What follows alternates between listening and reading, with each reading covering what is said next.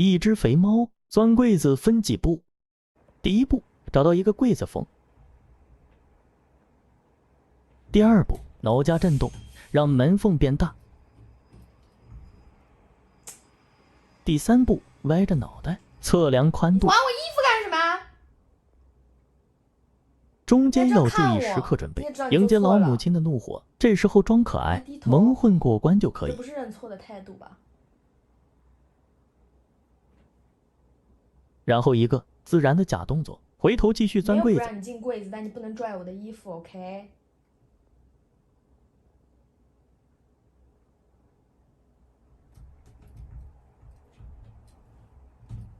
第四步，小脑袋成功进入。第五步，大肥肚子卡住，但问题不大。我们小用肚子把门缝撑开，成功了。Nice。这是无语。好，带大家看看他现在在里面，在哪里？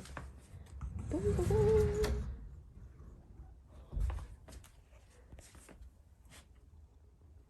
哈哈。不安全了，这个柜子不安全了，它不是个阴暗的小角落了。大笨猪，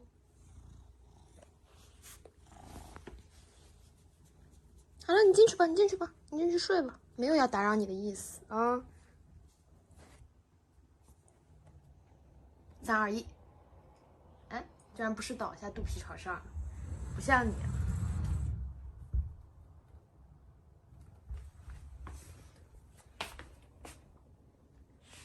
勾，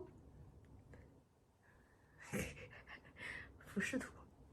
好了，开始肚皮朝上了。哎呦，这个大肚皮呀！